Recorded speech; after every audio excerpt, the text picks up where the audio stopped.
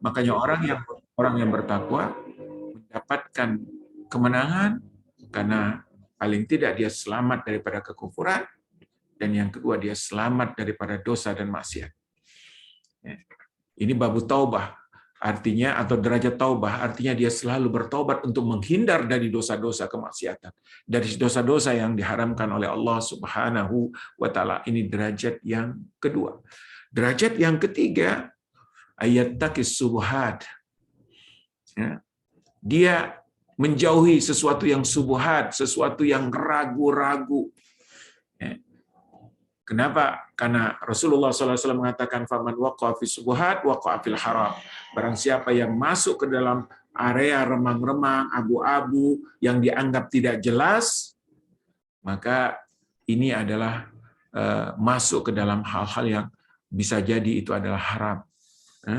Maka orang yang bertakwa menghindar dari yang subuhat-subuhat, menghindar dari yang dia ragu apakah ini halal atau haram, dan ini yang disebut dengan maqam posisi wara, ya, menghindar.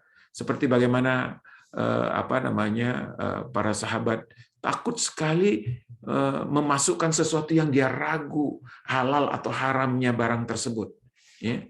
Bagaimana Abu Bakar Siddiq yang kembali menusuk mulutnya untuk mencongkel beberapa korma yang dia baru makan, karena korma tersebut dihidangkan oleh pembantunya yang menukar korma lamanya dengan korma baru dengan jumlah yang berbeda. Ya takut ini haram. Bagaimana para ulama takut sekali memakan sesuatu yang nggak jelas pemiliknya, lalu tidak mendapatkan izin yang jelas. Itu wara. Ya. Maka kalau ada yang haram, jelas harus ditinggalkan. Kalau ada yang ragu-ragu, abu-abu, atau remang-remang hukumnya nggak jelas, ya, tinggalkan juga. Supaya kita masuk ke dalam posisi sebagai orang yang bertakwa yang ketiga, ya, yang lebih tinggi, yaitu maqam atau derajat wara, ya, yaitu meninggalkan subhat. Kemudian yang keempat, ayat taki mubahat, sampai ke level meninggalkan yang halal kalau seandainya yang halal itu akan membawanya kepada yang haram. Ya, yang haram. Nah, inilah latihan yang dilakukan oleh seorang yang beriman dalam posisi yang ketiga ini, yaitu dengan berpuasa. Makan yang halal dia tinggalkan untuk melatih. Nah, dengan harapan nanti terbiasanya meninggalkan yang halal pun karena demi mendapatkan ridho dari Allah, lalu dia akan dimudahkan untuk meninggalkan yang haram. Jadi orang-orang yang beriman itu, Bapak dan Ibu yang dirahmati Allah, jangankan yang yang haram, yang halal pun kalau seandainya bisa menyeret mereka kepada yang haram, mereka tinggalkan. Ya. Ini penting untuk dipahami. Ini yang disebut dengan maqam zuhud. Ini yang disebut dengan derajat atau posisi zuhud. Ya. Orang-orang yang meninggalkan yang haram karena takut tergelincir kepada yang haram. Nah, jadi yang pertama tadi, takwa itu level yang terendah, takut kafir, supaya tetap menjadi seorang muslim. Level yang di atasnya adalah yaitu menjadi orang-orang yang menghindari maksiat, dosa-dosa. Ini yang disebut dengan level taubah, yaitu dia selalu takut dengan maksiat, dan kalau terjadi tergelincir, dia bertaubat, dia tobat, dia hapus semua yang pernah dilakukan daripada dosa-dosa itu. Ini level kedua baru. Level ketiga, dia meninggalkan segala sesuatu yang subuhat. Subuhat, yang dia ragu-ragu, halal haram, tinggalkan. Nah, kalau itu wajib, ada yang mengatakan wajib, atau yang mengatakan tidak wajib, maka pilih yang wajib, hukumnya yang lebih membuat dia termotivasi untuk mengerjakannya. Dan yang terakhir, Bapak dan Ibu yang dirahmati Allah, yang keempat, yaitu makom meninggalkan yang subhat, meninggalkan yang mubahat. Mubahat adalah maqam zuhud. Yang kelima, ayat taqi hudura ghairallah. Dia takut sekali di dalam hatinya hadir sesuatu yang bukan untuk Allah Subhanahu wa taala. Nah, ibu-ibu dan bapak yang dirahmati Allah Subhanahu wa taala, maka pantas orang-orang yang muttaqin ini mendapatkan keberuntungan, kesuksesan karena kemampuan dirinya untuk mengendalikan dan mengontrol asetnya untuk tidak terkontaminasi dengan sedikit pun dengan sesuatu yang tidak diridhoi oleh Allah Subhanahu wa taala. Orang-orang yang beginilah yang akan mendapatkan kemenangan itu. Kemenangan yang pertama, keberuntungan yang pertama, anugerah yang pertama, mereka terhindar dari azab Allah Subhanahu wa taala. Dan yang kedua, mereka akan mendapatkan sebagaimana yang dijelaskan di dalam ayat ini. Innalil muttaqina mafaza.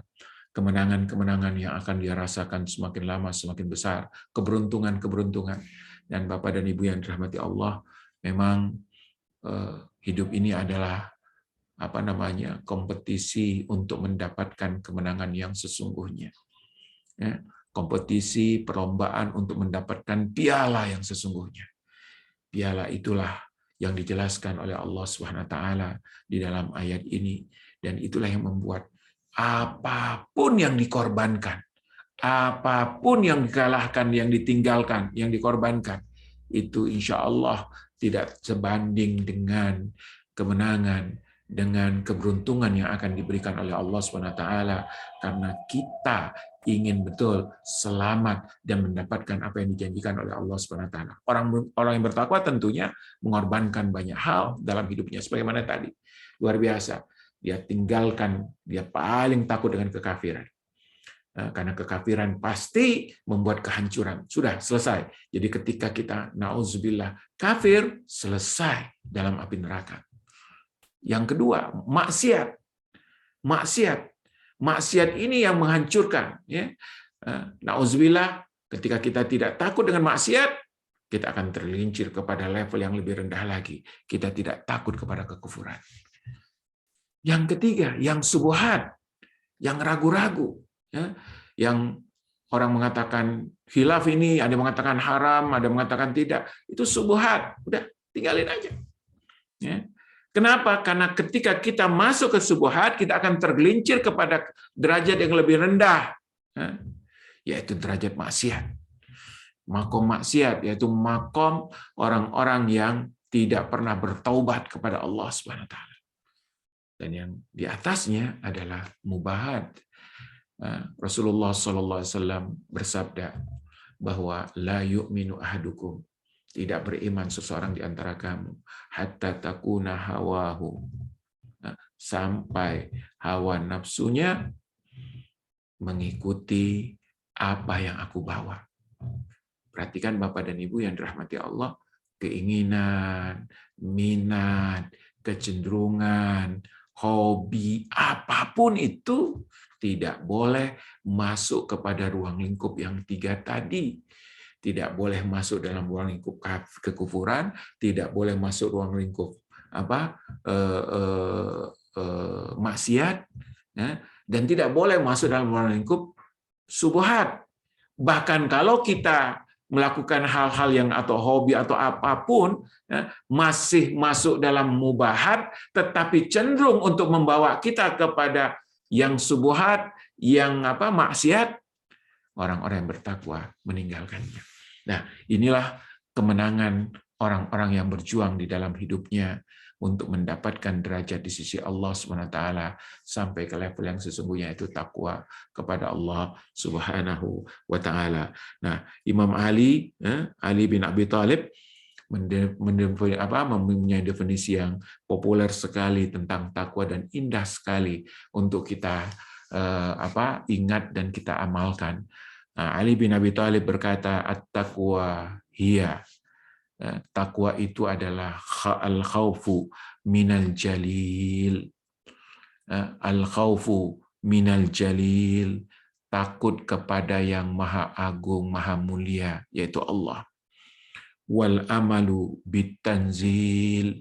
Yang pertama, al-khaufu minal jalil, takut kepada Allah, takut kepada yang agung, yang mulia, yaitu Allah Subhanahu wa taala.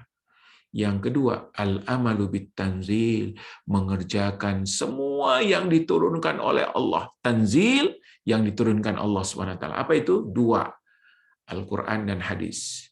Al-khaufu bil qalil wal amalu bit-tanzil wal qana'atu bil qalil. Dan qanaah, puas dengan rezeki yang sedikit, apalagi banyak. Takwa, orang-orang yang tidak pernah mengeluh. Takwa, orang-orang yang selalu ridha. Takwa, orang-orang yang selalu bahagia. Al-qana'atu bil qalil. Al-qana'atu bil qalil. Qana'ah, merasa puas, merasa cukup dengan sesuatu yang sedikit, padahal yang diberikan Allah banyak.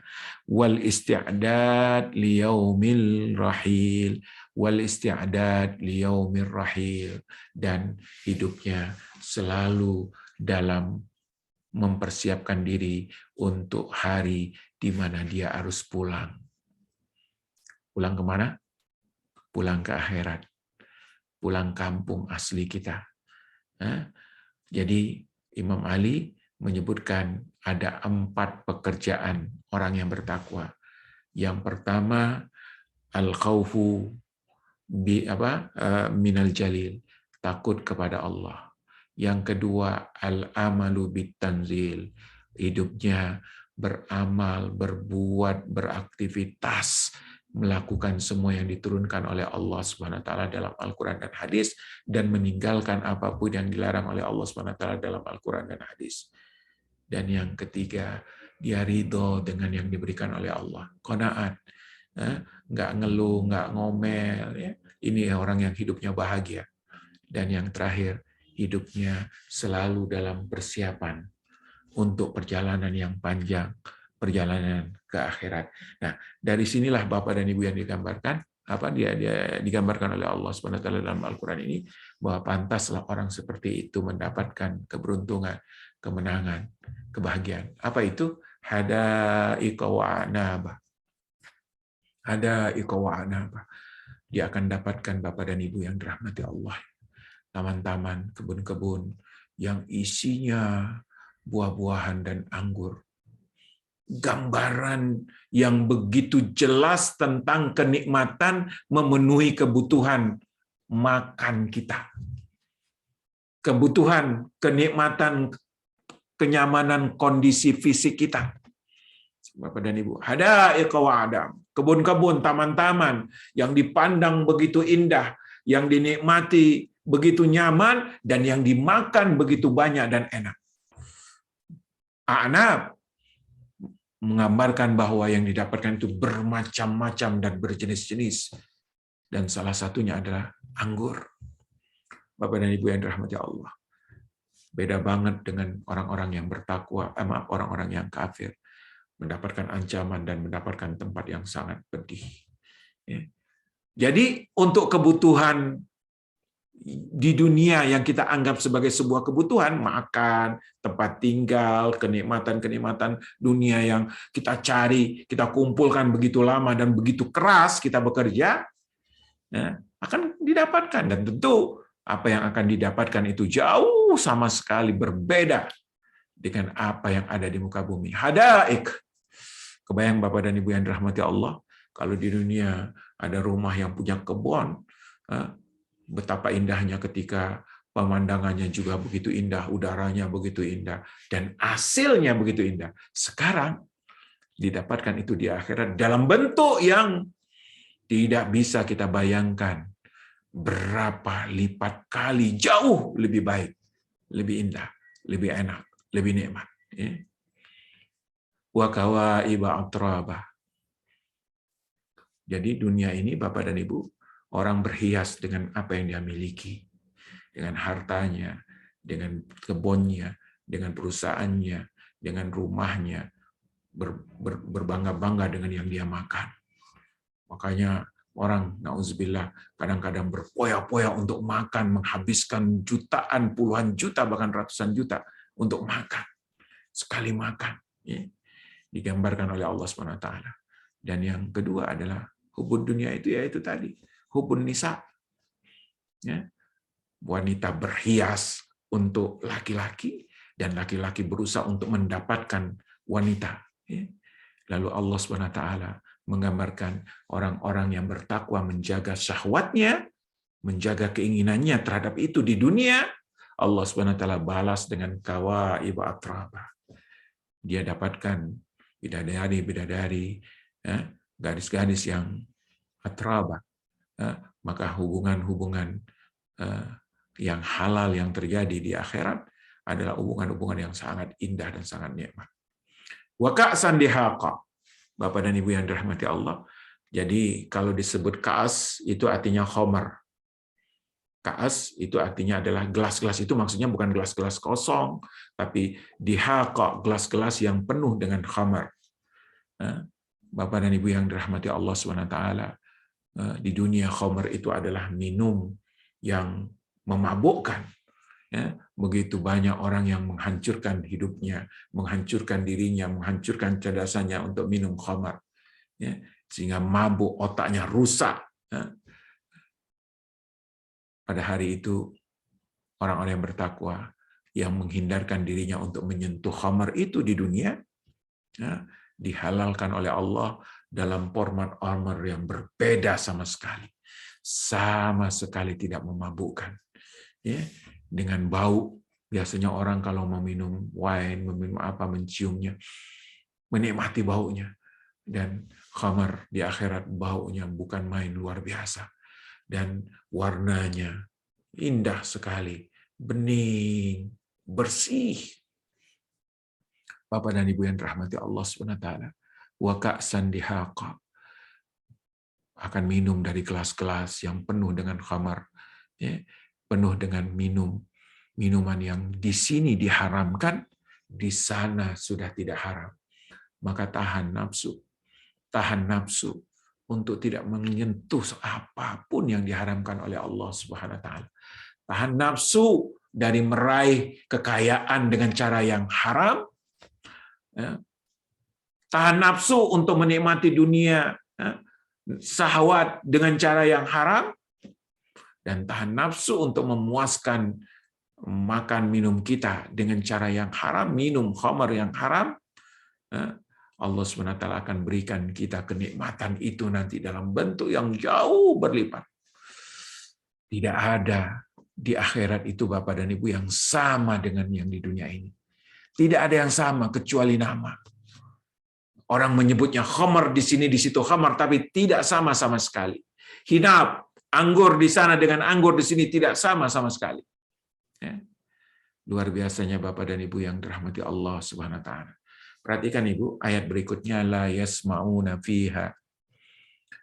Mereka tidak pernah mendengar di dalamnya lagwa wala kidzaba, sesuatu perkataan yang lahu, sia-sia, cacian, makian, kemudian perkataan-perkataan kotor dan dusta. Ini menarik. Kenapa ayat 35 ini melanjutkan ayat 34 yang bercerita tentang waka'san dihaqa.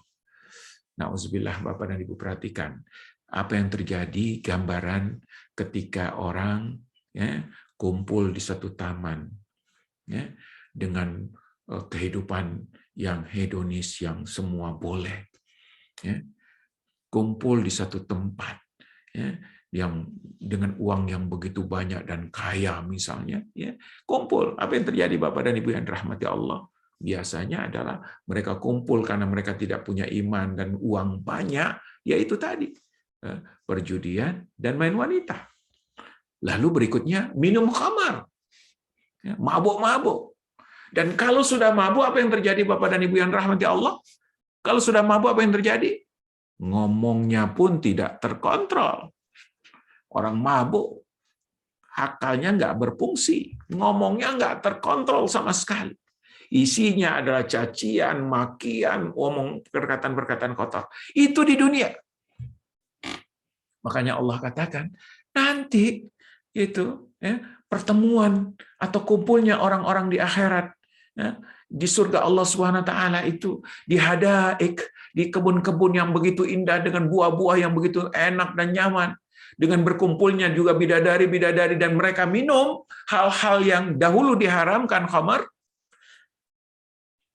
yang membedakan di antaranya karena mereka tidak pernah mabuk dan mereka pun tidak pernah ngomong sesuatu yang kotor dan yang buruk. Kalau di sini mabuk, mulutnya nggak terkontrol karena otaknya tidak bisa dia kontrol. Tapi di sana la yasma'una fiha, mereka tidak akan pernah mendengar sesuatu yang tidak bermanfaat, cacian, makian, wala kidzaba, dusta, bohong, omong besar, dan sudah tidak ada. Ya, jadi benar-benar berbeda ya Pak, Bu, berbeda sama sekali kondisinya. Mereka menikmati kenikmatan yang jauh lebih nikmat daripada yang mereka nikmati di dunia kalau itu haram, dengan hasil yang indah. Makanya sering sekali di tempat-tempat seperti itu memabukkan, tempat nauzubillah, transaksi seks dan seterusnya, itu akan terjadi apa? Perkelahian, perbunuhan, pertengkaran. Kenapa? Karena mereka nggak menjaga apa yang mereka omongkan. Mereka nggak menjaga. Itu sudah pasti Bapak dan Ibu yang dirahmati Allah SWT. Di surga mereka, orang-orang yang minum khamar itu karena tidak mabuk, maka mereka pun tidak pernah ngomong, tidak pernah berkata. Karena tidak pernah berkata, maka tidak pernah mendengar. Jadi hebatnya itu di sini Bapak dan Ibu dikatakan la yasma'una fiha. Bukan la yatakallamuna fiha, tapi la yasma'una fiha. Semua orang yang hadir tidak pernah mendengar perkataan-perkataan buruk. Kenapa tidak pernah mendengar? Karena tidak ada seorang pun yang ngomong itu. Jadi perkataan-perkataannya ada perkataan-perkataan baik, pujian, ya, pujian yang menyenangkan hati, ya, perkataan-perkataan yang membuat ridho hati kita. La yasma'una fiha, tidak pernah ada di dalamnya, tidak pernah ada di dalamnya lau, ya, sesuatu yang percuma, yang melalaikan dan menghancurkan hati kita. Wala kidzaba, tidak ada juga yang dusta, mau omong kotor, omong besar, kebohongan-kebohongan. Nah, Bapak dan Ibu yang dirahmati Allah Subhanahu wa taala, jazaan itu adalah balasan. Bapak dan Ibu yang dirahmati Allah, itu adalah balasan. Minman mir rabbika. Itu adalah balasan dari Tuhan engkau, Tuhanmu, wahai Muhammad, dan Tuhan semua orang-orang yang beriman seperti kita. Jadi Bapak dan Ibu yang dirahmati, poin yang pertama yang kita dapatkan adalah balasan dari apa yang telah kita lakukan di dunia ini.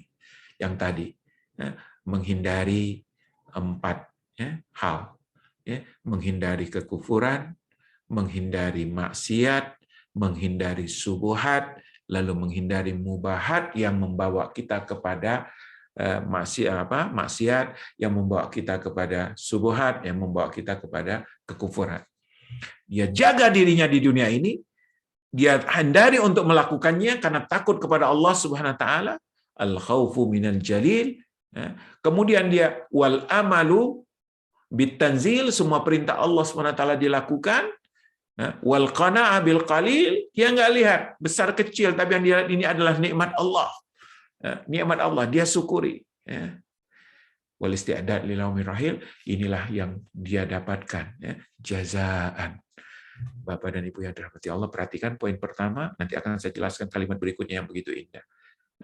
Begitu indah, jazaan, balasan. Jadi dapat yang sama saja dengan apa yang telah kita hindari di dunia ini, karena itu haram, karena itu tidak boleh. Itu menyenangkan luar biasa. Tapi enggak cukup itu, bukan jazaan mirabbika saja, bukan hanya balasan yang setimpal saja, yang senilai saja, yang selevel saja, enggak. Kita tidak dapat itu saja. Tapi ata'an hisaba.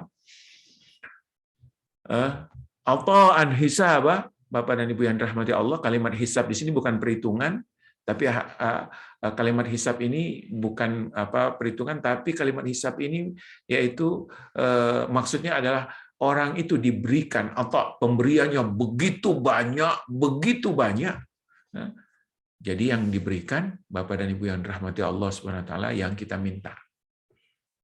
Lalu yang diberikan, yang kita pernah berharap, berhayal untuk mendapatkan. Yang kita minta pasti dikasih, yang kita berharap untuk mendapatkannya, berhayal untuk mendapatkannya pun dikasih, atauan sebagai pemberian, dan yang ketiga Bapak dan Ibu, bahkan yang tidak pernah kita pikirkan. Maka sampai kepada kalimat hisabah, hisabah di sini maksudnya adalah hasbi, cukup, cukup. Maksudnya apa? Sampai kita sendiri, orang-orang yang bertakwa yang di dalam surga sini mengatakan cukup, cukup. Saking banyak yang diberikan oleh Allah Subhanahu wa Ta'ala. Apaan? Jadi bukan sekedar jazaan, bukan sekedar balasan yang setimpal dari Allah Subhanahu wa Ta'ala yang Maha Kasih, tapi ditambah waladaina mazid, dan kami tambah,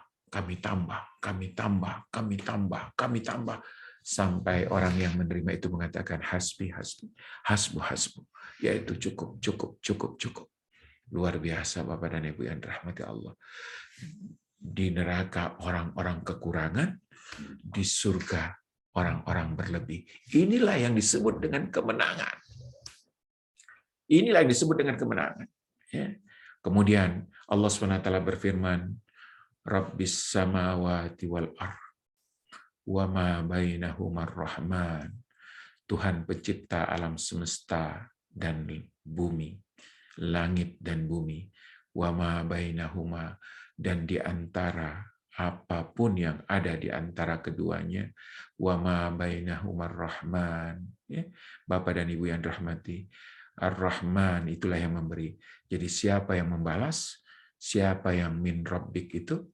Min rabbik itu adalah Tuhan. Yang jadi yang ngasih jazaan dan ata'an itu adalah pemilik alam semesta. Langit dan bumi miliknya. Wa ma bainahuma, dan apapun yang ada di antara keduanya, yaitu Rahman. Yaitu Allah yang Maha Pengasih dan Maha Penyayang. Perhatikan Bapak dan Ibu yang dirahmati Allah, maka yang diberikan itu hadaika wa anaba wa kawaiba atraba wa ka'san dihaqa. Terus itu adalah jaza, balasan dan pemberian dari Tuhan, pemilik alam semesta, dan apapun yang di antara keduanya miliknya, yaitu Ar-Rahman, yaitu Allah yang Maha Pengasih. La yamlikuna minhu khitaba. Bapak dan Ibu yang dirahmati Allah, pada hari itu tidak ada seorang pun yang memiliki kemampuan berbicara kecuali yang diizinkan oleh Allah Subhanahu wa taala. La yamlikuna minhu khitaba.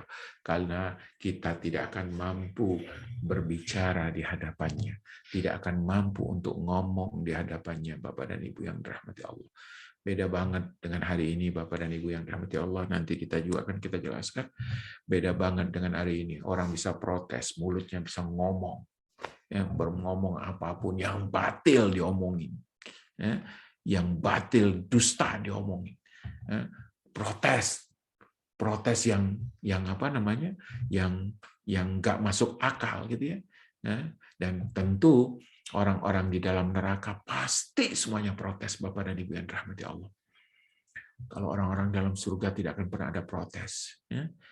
Orang-orang yang dalam neraka pasti mereka akan mengatakan aku dizalimi, nggak pernah ngaku, ya. Nggak pernah ngaku. Makanya setan sebagai tertuduh pun akan membebaskan diri. Siapa yang menyusahkan kamu? La yamlikuna minhu khitaba. Tidak ada seorang makhluk pun yang mampu untuk berbicara di hadapannya kalau tidak diizinkan. Bapak dan Ibu yang rahmati Allah, pada posisi di mana manusia semuanya dikumpulkan oleh Allah SWT, yauma yaqumur ruh. Pada hari itu malaikat Jibril wal malaikatu saffa, malaikat Jibril sebagai pemimpinnya para malaikat dan malaikat-malaikat yang lain, saffa, berdiri sebagai satu barisan yang panjang sekali dan kokoh sekali. Bapak dan Ibu yang dirahmati Allah SWT, semua berkumpul Semua malaikat dikumpulkan oleh Allah SWT. Yauma yaqumur ruhu wal malaikatu.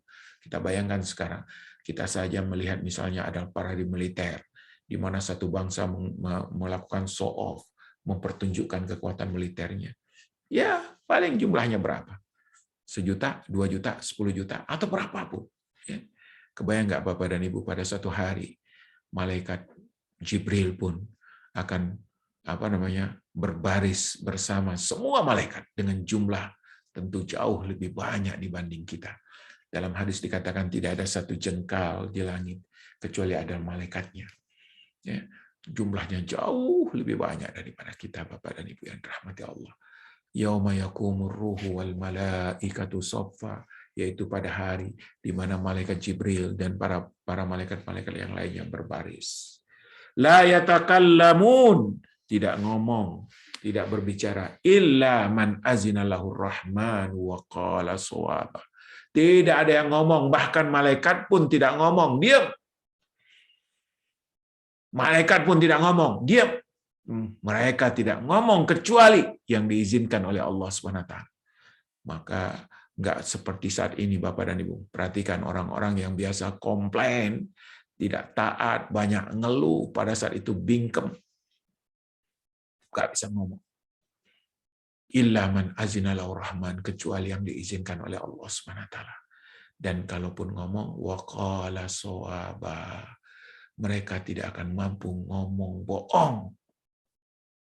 Mereka akan ngomong yang benar, baik benar isinya atau benar realitanya. Ya, misalnya mereka merasa benar karena kebodohan mereka, Bapak dan Ibu yang dirahmati Allah di dunia ini.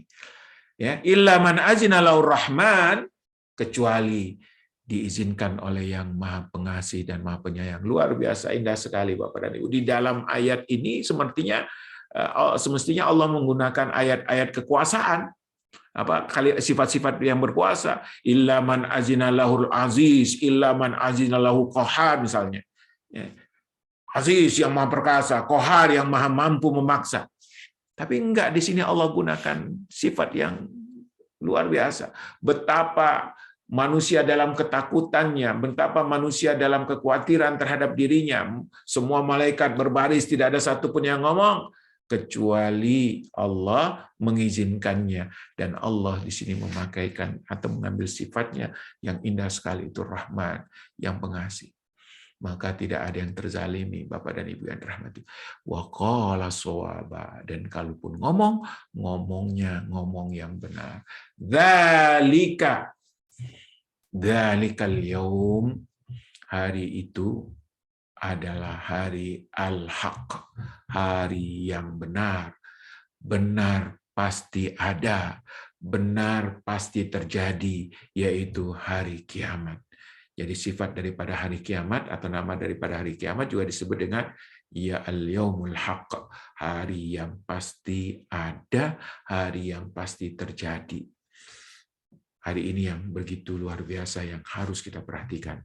Faman syaa'a attakhadha ila rabbihi ma'aba. Bagi siapa yang mau, silahkan. Silahkan dia menjadikan tujuan hidupnya, tempat kembalinya adalah Allah. Ila rabbihi. Maka Bapak dan Ibu yang rahmati Allah, perhatikan. Kata Allah di sini, faman syaa'a. Yang mau silahkan. Ada dua.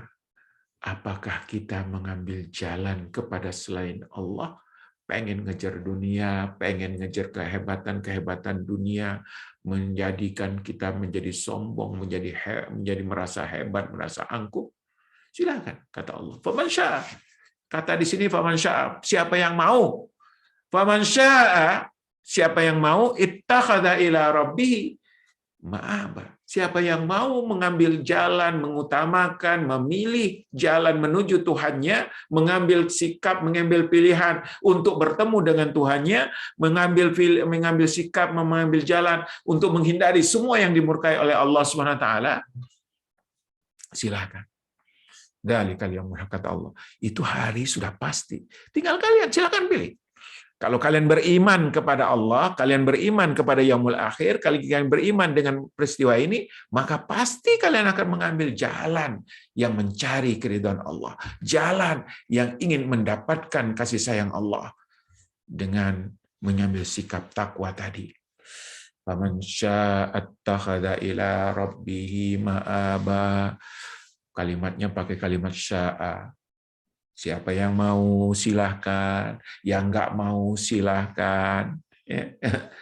Faman syaa'a itu artinya siapa yang mau silahkan, ambillah jalan menuju Tuhannya sehingga benar-benar mempersiapkan pertemuan itu. Siapa yang nggak mau silahkan, itu Anda akan menanggung resiko sendiri. Inna anzarnakum adzaban qariba, tapi kami sungguh telah memberikan peringatan kepada kalian tentang azab qariba, adzaban qarib, azab yang dekat. Azab yang dekat dari kiamat. Azab yang sangat dekat, yang akan terasa nyata dengan azab yang lebih dekat dari azab kiamat. Artinya sebelum datang kiamat kita sudah akan mendapatkan azab tersebut nyata. Sebelum datang hari tersebut, kita sudah mengetahui apa yang akan kita dapatkan di depan. Di antaranya adalah apa yang kita dapatkan di dalam azab kubur, Bapak dan Ibu. Atau sebelum mati, azab kesesatan di dunia. Nah, lalu Allah SWT menyebutkan juga pada hari yang durul mar'u ma qaddamat yadah. Pada hari kiamat, manusia akan melihat, setiap manusia akan melihat ma qaddamat yadah, apa yang dikerjakan oleh kedua tangannya. Maksudnya apa hasil hidupnya, apa namanya, bangunan yang dia bangun dalam hidup. Bangunan apa? Bangunan kemungkaran atau bangunan kebaikan? Apa hasilnya? Apa endingnya? Saldonya itu apa? Yauma yang durun rumah qaddamat yadah. Tidak ada satupun yang kita lakukan kecuali kita lihat faman syaa'a faman ya'mal mithqala dzarratin khairan yarah wa man ya'mal mithqala dzarratin syarran yarah. Kita lihat yang besar yang baik yang kita kerjakan, yang besar yang kecil yang baik yang kita kerjakan terlihat, sebaliknya yang besar yang kecil yang buruk yang kita kerjakan terlihat. Bapak dan Ibu yang dirahmati, yauma yang durul mar'u ma qaddamat yadah. Qaddama di situ, Bapak dan Ibu yang dirahmati Allah, asalnya adalah dari kalimat qaddama yuqaddimu, yang dia pilihkan, yang dia utamakan. Perhatikan, Bu. Jadi dalam hidup ini isinya adalah milih. Milih apa? Ya. Pilihan-pilihannya itu tadi. Mana yang kita utamakan? Mana yang kita pilih? Dunia atau akhirat? Ya. Baik atau buruk? Itu pilihan-pilihan semua. Maka Allah SWT mengatakan akan melihatkan apa yang dia pilih. Maka ini akan menjadi penyesalan yang luar biasa. Ada kesempatan untuk masuk surga, ada kesempatan untuk masuk neraka. Semestinya yang dipilih masuk surga. Naudzubillahnya, pilihan-pilihan itulah yang membuat kita menyesal karena kita nauzubillah memilih neraka. Nauzubillah, berlindung kepada Allah. Yang halal dan yang haram, mana yang kita pilih? Maka maqaddamat, asal kalimatnya bukan maknanya memperbuat, tapi asalnya adalah memilih.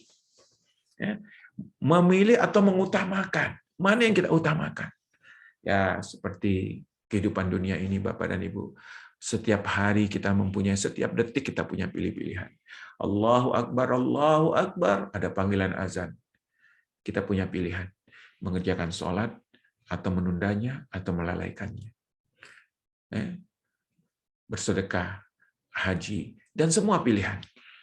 Berbakti kepada orang tua, semua pilihan. Kita lakukan atau tidak kita lakukan. Maka pilihan-pilihan itulah yang nanti akan diperlihatkan kembali kepada kita. Bayangkan Bapak, nauzubillah, kita berlindung kepada Allah. Nauzubillah. Ada sekian banyak pilihan. Ya. Kebayang nggak Bapak dan Ibu? Mohon maaf. Ada makanan-makanan enak, ini sebenarnya analogi saja. Makanan-makanan enak, ada kambing, ada ayam, ada daging, ada enak sekali. Nauzubillah. Lalu ada kotoran misalnya. Ada kotoran. Ada tai kambing atau tai apapun. Nauzubillah. Lalu ada orang yang memilih itu.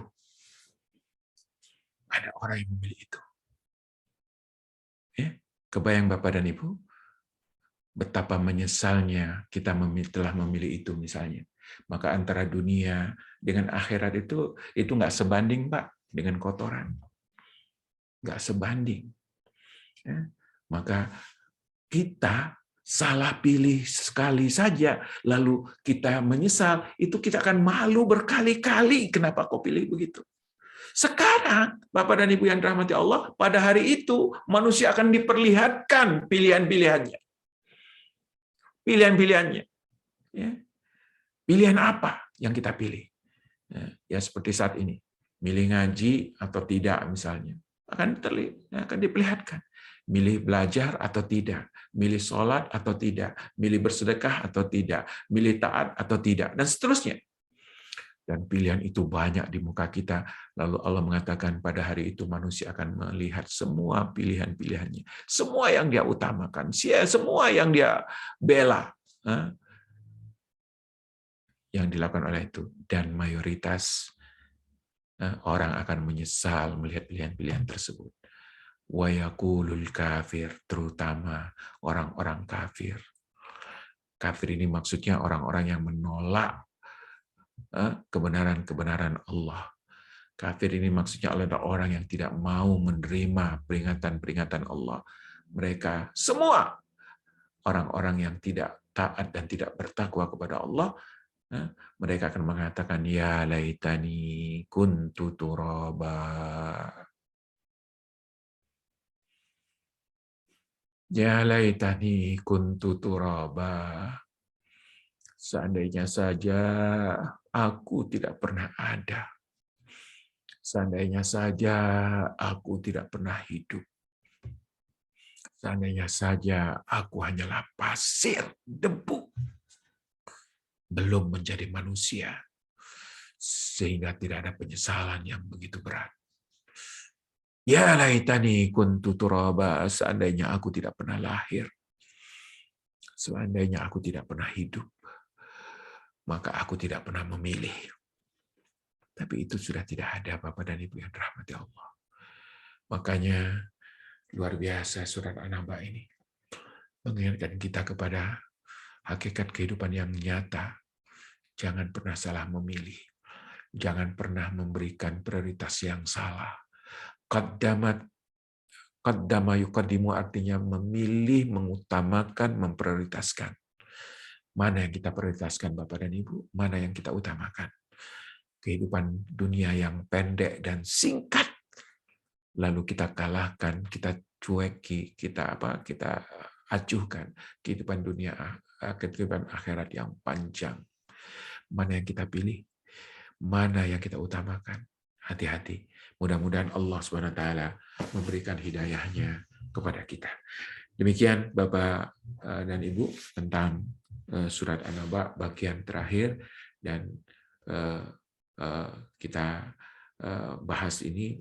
Ya sebenarnya pembahasannya akan sangat panjang sekali dan indah sekali karena gambaran Allah, deskripsi Allah terhadap dua kelompok manusia, yang kafir, yang ingkar, yang keras kepala, yang sombong, dengan kelompok bertakwa, yang menghindar dari kekafiran, yang menghindar dari kemaksiatan, yang menghindar dari subuhat, dari keraguan-raguan, dan yang menghindar dari yang halal, kalau itu bisa membawanya kepada yang haram, dan berusaha untuk meletakkan Allah, keikhlasan selalu di dalam hatinya. Mudah-mudahan kita menjadi orang-orang yang seperti ini sehingga tidak menyesal sebagaimana penyesalan orang-orang kafir. Ya laitani kuntu turaba, seandainya saja saya tidak pernah lahir, seandainya saja saya tidak pernah ada, dan seandainya saja saya hanyalah debu dan tanah yang tidak pernah dimintai pertanggungjawaban. Terima kasih, saya kembalikan ke moderator. Silakan Pak. Ya, alhamdulillahirrabbilalamin, jazakallah khairan Ustaz. Ya. Jadi berarti kajian An-Naba ini satu surat kita sudah selesai ya Ustaz? Betul, sudah selesai. Ini pertemuan ketiga kalau nggak salah ini. Oh, Ustaz. Jadi bagi jamaah yang akan bertanya silahkan tulis di kolom chat, baik sesuai tema atau tidak apa-apa. Nah Ustadz, hari ini nih Ustadz kita ada baru satu pertanyaan masuk.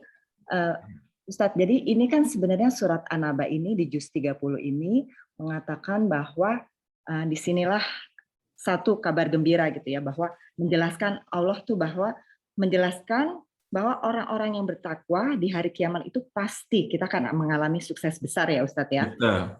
Kita sukses, jadi bahwa surga itu dengan segala fasilitas yang istimewa. Nah, sedangkan Ustadz, itu ternyata ada perbandingan dengan, kita bandingkan dengan orang kafir yang di situ benar-benar penuh penyesalan ya Ustadz ya. Betul. Nah, tapi kita sendiri sebagai Muslim terkadang juga nggak paham, nggak dipelajari ayat kalam-kalam Allah ini yang berisi. Betul.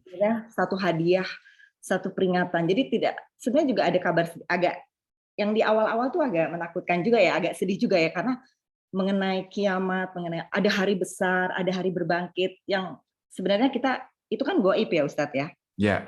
Kita belum tahu. Tapi di akhir ayat ini Allah menjelaskan bahwa begitu nikmatnya sampai yang namanya anggur, sampai yang namanya apa tadi, wanita-wanita gadis-gadis cantik gitu ya. Dan semuanya itu Ustadz. Nah, itu bagaimana Ustadz supaya kita semua menjadi derajat takwa, karena takwa ini walaupun Ustadz sudah alhamdulillah sudah dijabarkan sampai 4 gitu Ustadz.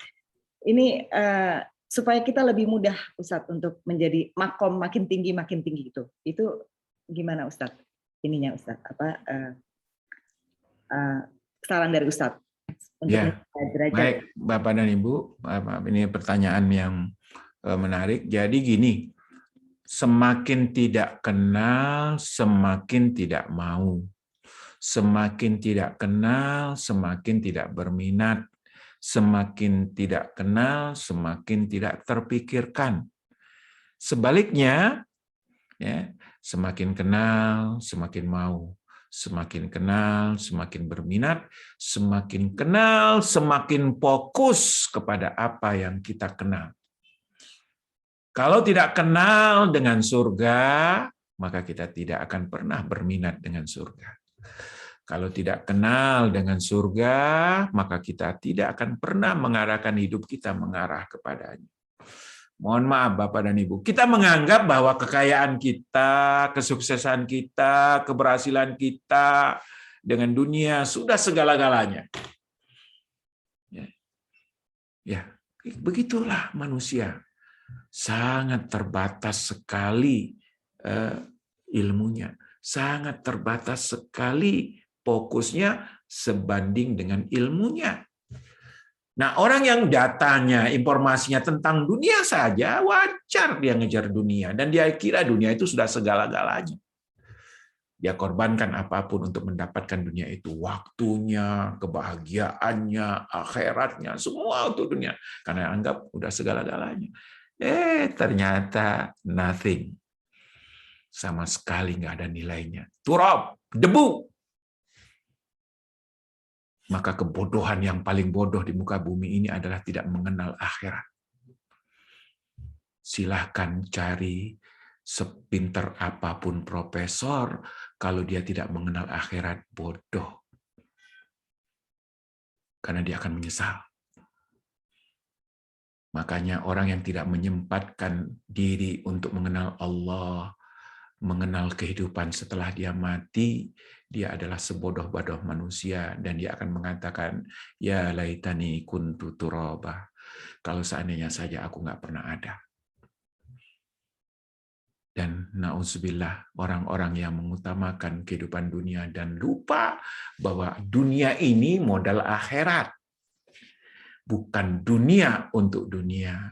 Silahkan cari kekayaan, silahkan cari jabatan, silahkan cari popularitas, silahkan cari apapun derajat di muka bumi. Tapi kalau itu tidak jadi modal akhirat, kita akan mengatakan, ya laitani kuntu turaba. Punya duit, tidak mampu membeli kenikmatan akhirat, nyesel. Punya harta, punya jabatan, tidak mampu menaikkan derajat di sisi Allah, nyesel. Ya. Punya aset yang begitu banyak, lalu ditinggalkan di dunia semua, nyesel. Ya. Kita perjalanan, Bu, ketinggalan dompet aja, Bu, nyesel. Ya. Ketinggalan dompet, nyesel. Apalagi ketinggalan segala-galanya. Padahal dompet kan bukan satu-satunya harta kita. Ya.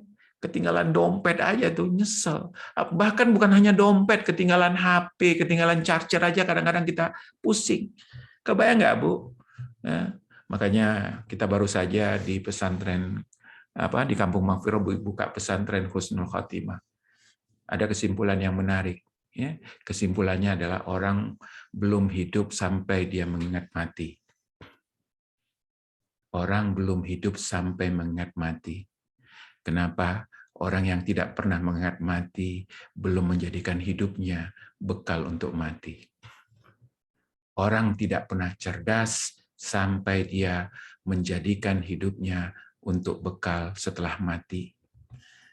Karena orang yang cerdas adalah orang yang ingin tetap beruntung di sini dan di sana.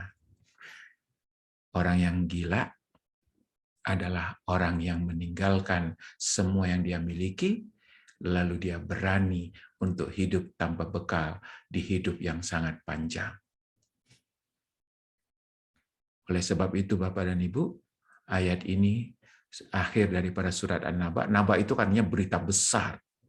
Salah satu berita besar dan puncak daripada berita besar adalah ada akhirat. Isinya surga dan neraka. Milihnya bukan nanti. Milih surga atau neraka itu bukan nanti. Bukan setelah mati milihnya. Bukan. Sekarang. Persis seperti kita milih rumah. Kalau pengen rumah yang bagus, mewah, bayar mahal. Yang nggak pengen punya rumah, nggak usah bayar. Begitu juga di sana. Di akhirat itu, milihnya sekarang. Pengen surga, bayar sekarang.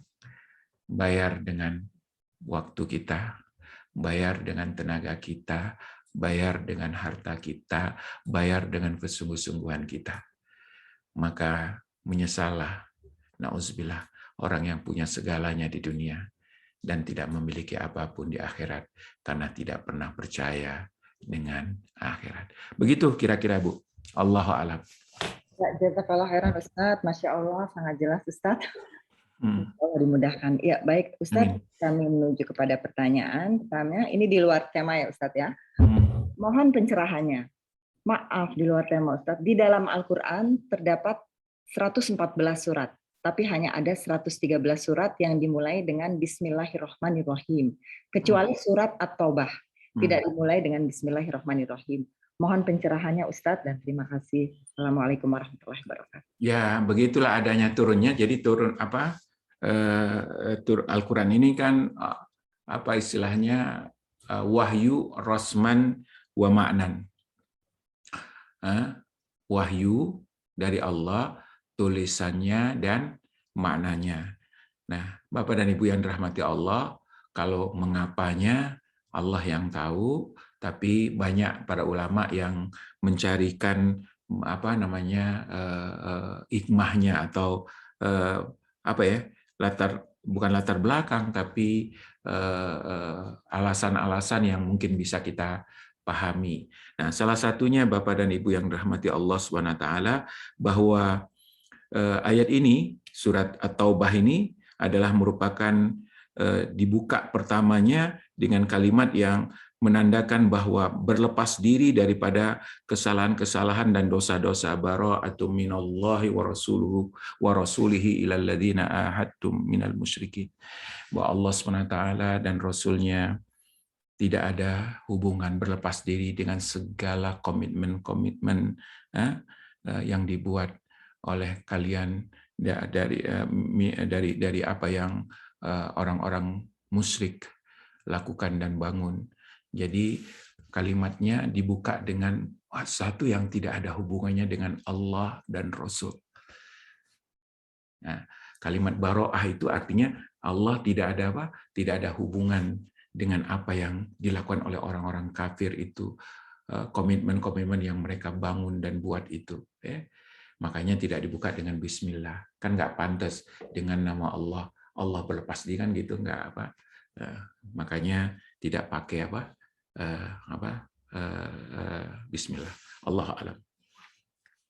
Ya, alhamdulillah. Silakan Mbak Nuri. Ada lagi Mbak Nuri? Bentar. Ya, Barakallahu fikum Ustadz. Ada 2 pertanyaan yang penting bagi Ana, sangat mendesak. 1, adakah hadisnya bahwa malaikat maut mengunjungi manusia sebanyak 70 kali dalam sehari? Yang kedua, apa yang dimaksud saat kematian rizki manusia telah habis? Apakah rizki berupa makan dan minum atau rizki nikmat beribadah? Jazakallahu khairan, Ustaz. Tentang hadis itu, Bapak dan Ibu, ya Allah alam saya juga nggak tahu, tapi yang pasti bahwa memang malaikat maut itu sudah mendapat surat perintah untuk nyambut nyawa kita. Sekali lagi saya ulang, malaikat maut sudah dapat apa? Surat perintah untuk nyambut nyawa kita. Sudah ditentukan tanggal, tempatnya. Ya. Maka ini gambaran tentang bahwa, mohon maaf, kita lupa dengan kematian, tetapi yang nyambut nyawa kita sudah ngintai terus, sudah tahu jadwalnya. Betapa bodohnya kita pura-pura lupa dengan kematian, sementara malaikat maut sudah mengawasi kita kapan untuk dicabut nyawanya. Kita lupa dengan kematian, sang penyambut nyawanya sudah tahu tanggal, tempat, dan bagaimana menyambut nyawa kita. Ya. Perhatikan ibu-ibu, berlindung kepada Allah dengan kelalaian dan kebodohan yang luar biasa.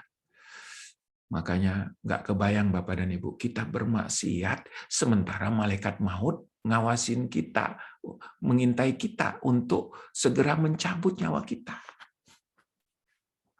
Ya.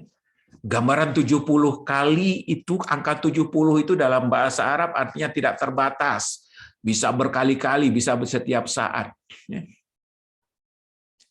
Maka maksudnya adalah jangan pernah kita lalai dengan kematian, karena kapanpun dia akan datang. Ya, ini gambaran daripada supaya kita fokus untuk benar-benar yakin malaikat maut setiap saat bisa saja menjemput kita dan sedang memperhatikan kita. Kita tidak bisa lari dari kematian itu. Maka jangan sampai ketika kita sedang bermaksiat, lalu pada saat itulah malaikat maut terjadwal mencabut nyawa kita. Sekali lagi saya katakan, terjadwal. Sudah dijadwal. Sudah ditentukan 3. Tanggalnya, waktunya, tempatnya, dan juga caranya. Nah, caranya ini, Bapak dan Ibu yang dirahmati Allah, yang kita selalu minta. Husnul khatimah, dengan cara yang baik, dengan cara yang kita benar-benar beriman kepada Allah. Dan akhir kalimat itu, la ilaha illallah. Masya Allah. Nah, ini mohon maaf Bapak dan Ibu, ini kalimat bukan kalimat yang sekedar kita bisa mengucapkan pada hari ini atau mudah diucapkan pada hari ini. Kalimat ini kalimat mudah, saking mudahnya kalimat itu kalimat yang bisa diucapkan bahkan dengan bibir yang tidak bergerak. La ilaha illallah. Tidak bergerak sama sekali, saking mudahnya. Tapi kalimat yang begitu mudah, itu tidak bisa dikeluarkan dari lisan kita kalau tidak dikondisikan hidup kita sesuai dengan kalimat itu. Orang-orang yang tidak membiasakan hidupnya terikat dengan komitmen kepada Allah, kalimat itu menjadi kalimat berat. La ilaha illallah, bahkan bibir pun tidak perlu terkatup dan terbuka. Tapi itu akan sangat berat kalau kehidupan kita tidak beriman kepada Allah. Dipanggil oleh Allah tidak patuh, yang haram dikerjakan, yang halal, yang haram dikerjakan, yang wajib ditinggalkan. Nah, kalau itu yang terjadi, maka kita rugi. Malaikat maut sudah memegang surat tugas pelaksanaannya. Yang tahu adalah malaikat maut dan Allah. Kapan tanggal yang tertulis di situ. Sementara kita masih merasa, mohon maaf Bu, orang yang dieksekusi mati, yang belum ditentukan tanggalnya saja udah stres. Divonis hukuman mati, stresnya bukan main. Kita ini bukan sekedar divonis, Bu. Sudah divonis dan sudah ditentukan tanggalnya, tapi kita tidak dikasih tahu. Nauzubillah, kebodohan yang luar biasa, mudah-mudahan Allah hindari kita. Yang kedua, apa yang dimaksud dengan saat kematian manusia telah habis rezekinya? Apakah berupa rezeki makan dan minum atau rezeki nikmat dan beribadah? Bapak dan Ibu yang dirahmati Allah, rezekinya habis. Artinya jatahnya habis. Jatah makan minum, jatah tersenyum, jatah apapun. Oleh sebab itu, gunakan semua jatah terbaik itu untuk menjadi ibadah. Untuk menjadi ibadah Allah kepada Allah Subhanahu wa taala. Kita tidak akan mati, Bu, kecuali rezeki kita sudah habis. Ini membuat kita yakin, jangan pernah takut rezeki kita habis. Karena kalau sudah habis berarti hidup pun habis. Nah, yang kedua, rezeki itu habis ketika ajal kita habis, itu memastikan kita bahwa iman dan takwa harus lebih utama untuk menjadikan rezeki itu bermanfaat untuk kita. Dan rezeki ibadah, Bapak dan Ibu, itu pun akan habis dengan kematian kita. Namun, pahala daripada ibadah, kita cari juga pahala yang tetap mengalir, walaupun kita sudah mati. Salat pahalanya selesai dengan kematian. Tapi mengajarkan salat, membimbingkan salat kepada anak-anak kita, membimbingkan salat kepada orang-orang yang berada di bawah kita, itu tidak akan habis dengan kematian kita. Ya. Puasa dan seluruh ibadah, man sanna sunnatan hasanatan falahu ajruha walahu ajru man amila biha. Barang siapa yang melakukan, mengerjakan, menuntunkan, membimbingkan, mencontohkan amalan-amalan yang baik, maka pahalanya akan terus mengalir. Ya. Begitu juga dengan harta kita. Harta kita akan habis, selesai, Bu. Pada saat kita mati sudah expired semua. Kecuali harta yang benar-benar telah kita transfer, ya, menjadi amal kita. Atau kita jadikan sesuatu yang langgeng, pahalanya dibangunkan dengan hal-hal yang bermanfaat. Tempat sekolah, tempat belajar yang baik, tempat mengaji, tempat beribadah, tempat tinggal, dan seterusnya yang membuat orang bisa memanfaatkan. Kalau kita mati, pahalanya tetap mengalir, tidak putus. Makanya rezeki itu ada yang rezeki yang habis di dunia ini, Bapak dan Ibu yang dirahmati Allah, dan itu semua orang kafir rezekinya begitu. Dan orang-orang beriman rezekinya sudah habis, tetapi pahalanya terus mengalir. Itulah kenikmatan yang indah. Oleh sebab itu, persiapkanlah kematian yang membuat rezeki kita juga habis, tetapi pahala yang akan menyenangkan kita tidak pernah habis dan terus mengalir. Allahu a'lam. Ya, Masih ada beberapa Ustadz pertanyaannya. Ya. Saya teruskan. Assalamualaikum warahmatullahi wabarakatuh. Saya ingin bertanya, pada saat malaikat dan semua makhluk dikumpulkan itu pada momen apa ya? Apakah pada hari hisab atau apa? Jazakallahu khairan. Ya, itu pada hari di padang mahsyar. Ketika Allah SWT membangkitkan kembali manusia dari kubur, dan mereka semua mencari apa?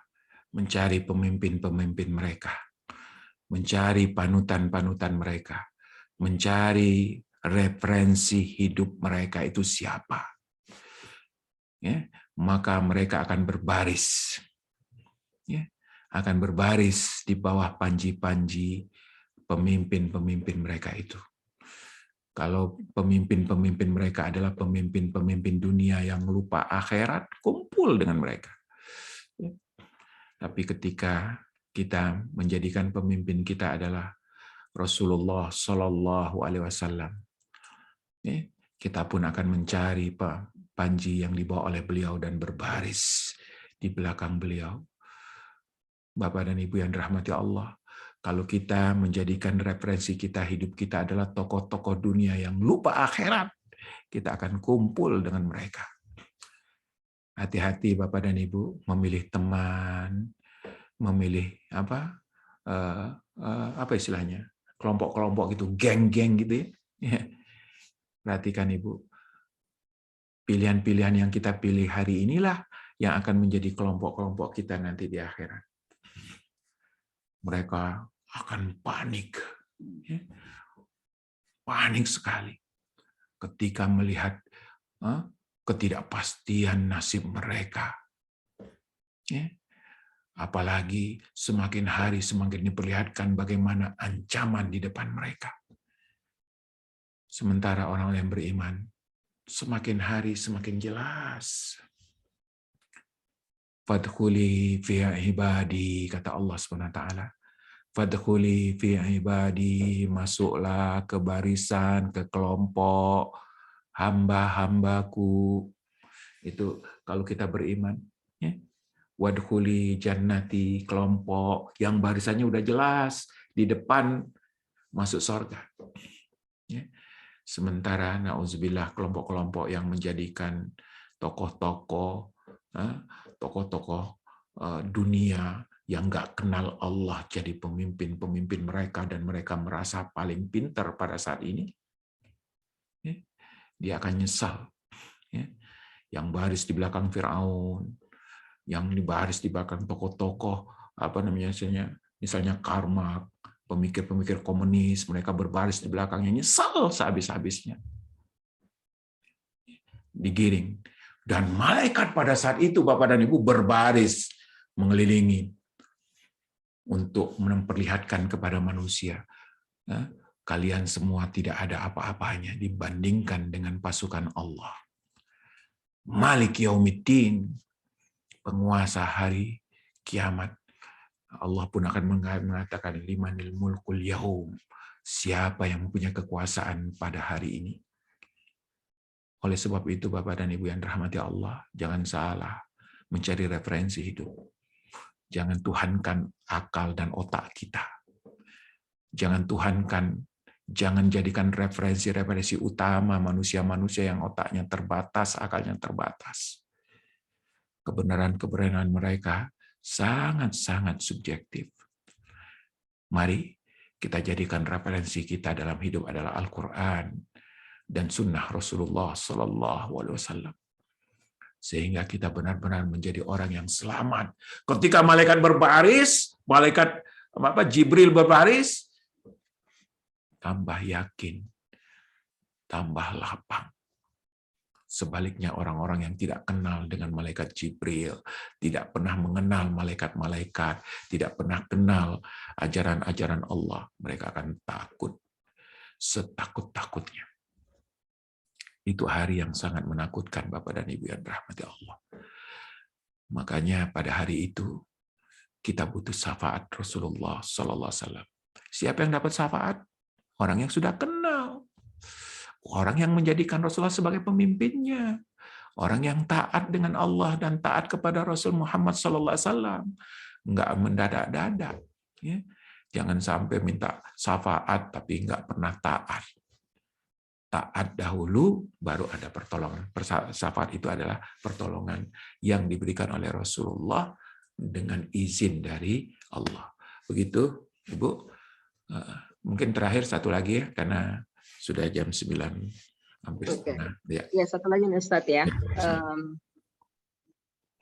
Assalamualaikum warahmatullahi wabarakatuh. Ustadz, Ana izin bertanya. Alhamdulillah, Ana baru hijrah akhir tahun kemarin. Ana saat ini sedang belajar mengaji dengan sempurna, sehingga Ana mengikuti begitu banyak pelajaran tahsin. Namun, akhlakul karimah Ana dulu sangat bobrok. Nauzubillah. Insya Allah untuk sholat, Ana alhamdulillah udah rutin mengerjakan sunnah. Afwan, bukan bermaksud riya.